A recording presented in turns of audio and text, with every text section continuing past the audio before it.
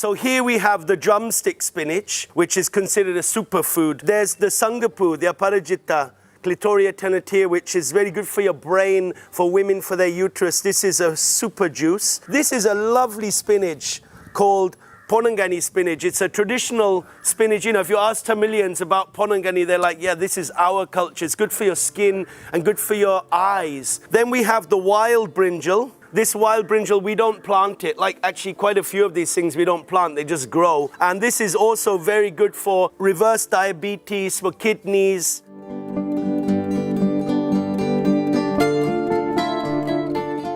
This is something that's so fundamental, you know, in our very existence. To know what foods are local, to know what foods are good for us, to know what foods, you know, can be eaten.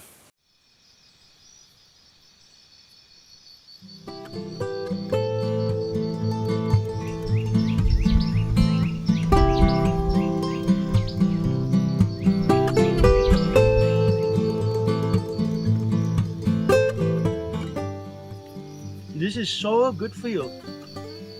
This is like a magic plant. And it's a weed.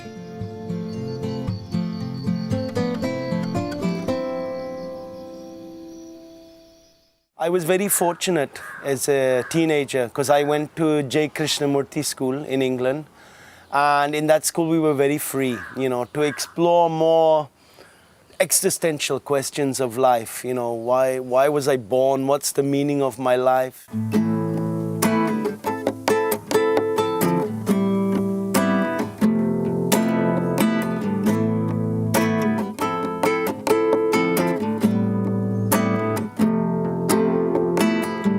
Alone and joy, oh, cry and bear it all. Myself a call, I'm just an echo on a distant wall. Oh, could it be that beauty's kiss tonight drives me far from my tomorrows? Say my prayers and I'll say them right. I ended up studying a lot of jazz guitar and I was doing a lot of theater. I was even doing research in genetics. My teacher, he encouraged us to get involved in publishing scientific papers. But it was at that time that I discovered my passion for farming and gardening, you know, a life close to nature, growing my own food. There was a teacher in our school who had lived in Oroville in the 70s, and he was very involved in what he was doing, and it was very appealing to be with him. And I learned from him that we don't have to go to university to do master's degree. Growing your own food, living in community, living a simple life is equally valid.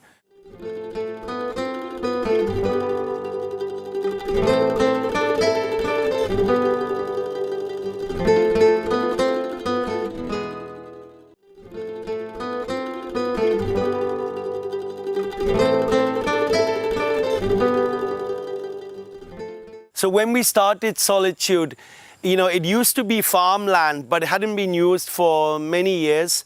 And it was just an empty land. It was flat and the soil was, a little poor. There were weeds growing and a few neem trees. And that was all that was there. So we really started from scratch with this land.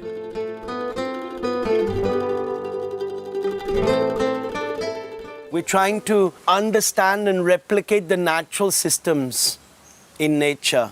There are so many natural systems going on in nature. I mean, the first obvious one is that leaves and organic matter fall to the ground and decay and become healthy, available nutrients for the plants. So the first element in natural farming, what I say is the first and last technique, is to value all the biomass around us, the organic matter. This bioresource is our profit. It's not a financial profit, it's a nutritional profit. Because when we return it back to the soil, soil becomes healthy. This is the very premise of natural farming.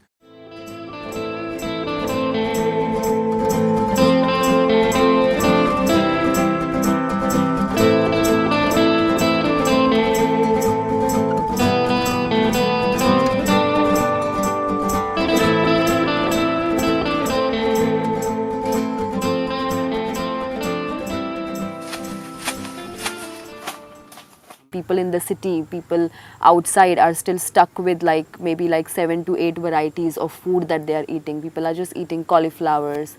Some, maybe like in Bombay also, we eat like 2 varieties of spinaches, but when I came here and I saw, it was like 8 varieties of spinaches, and out of that 4 we are not even growing.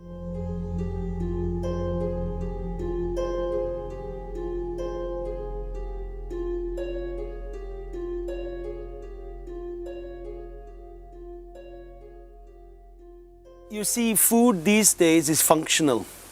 You eat to go and do the job. Everything is geared towards economic gain. I got the iPad, I got the car. But when there's no water left in the tap, what use is that?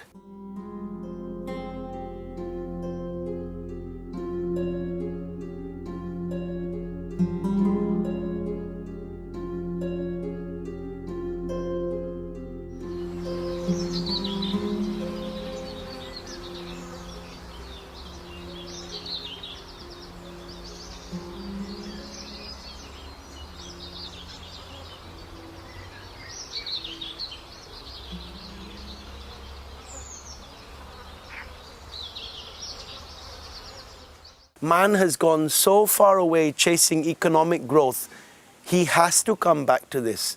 This is the future of farming.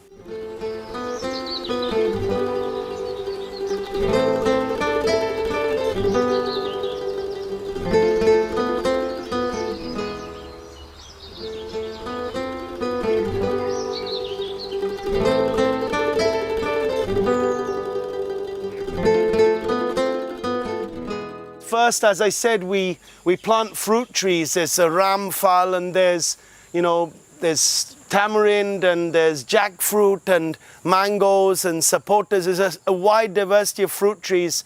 And then there are all the papayas and bananas and so many other plants which are sort of the intermediary infrastructure. And then we have things like the lady's fingers, and there are cucumbers and pumpkins, the sort of shorter duration, the annuals. Then we have all the spinaches that are just growing everywhere. I mean, of course, some of them we'll do in a line like the amaranth, but many of them are wild. And it's these more wild plants that are really interesting. Like, I mean, take this chili here. This chili is an amazing chili. It'll grow like about 4 meters high. We'll get a good full bucket of chilies from it, and we didn't grow it. This sundakai is really a very special plant. Again, it's something that we haven't grown. It grows all over the farm now, and it grows all over the farm because we valued it. But the main point is we didn't grow it. It grew on its own. There was no industrialization needed for this. There is no carbon footprint.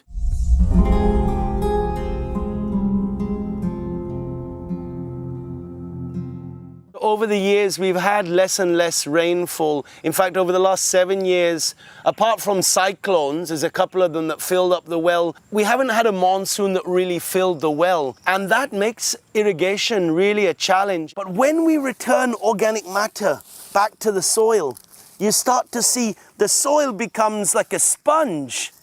You know, it's holding water. You know, this porosity is really synonymous with fertility, and this porosity allows for us to irrigate less.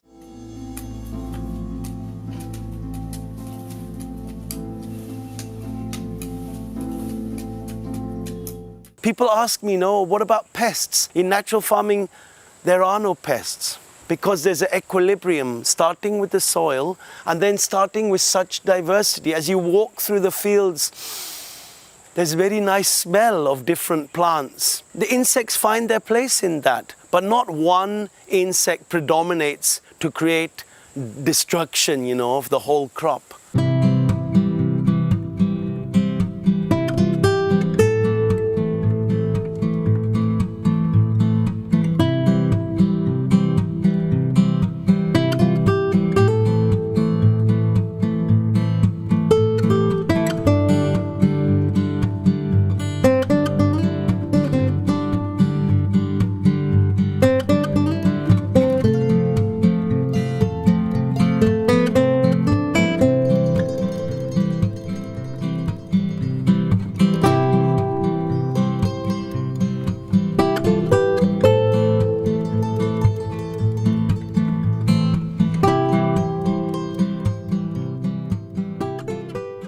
This is a cafe that values local foods, and it's amazing to see how it's grown over the years. In 2014, we started with the full-blown menu, and that's like nearly 6 years ago.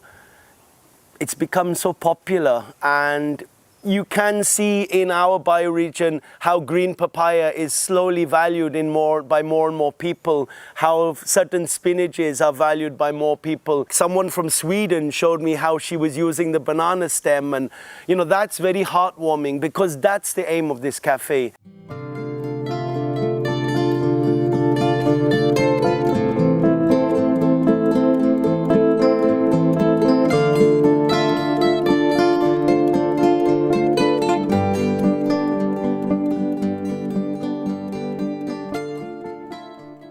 I think at the moment we're doing about 80 to 90 baskets in a month. So that's a good income, and it's all income paid in advance, you know, either a month in advance or 3 months in advance.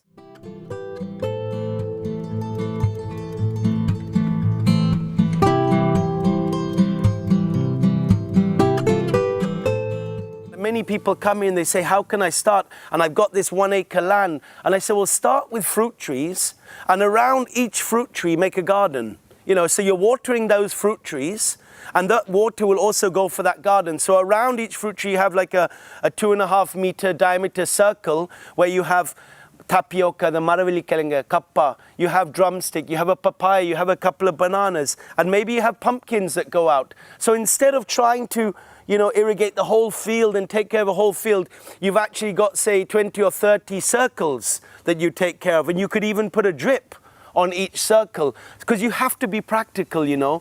This is a very romantic idea that we're presenting, but it's grounded in utter pragmatism and reality.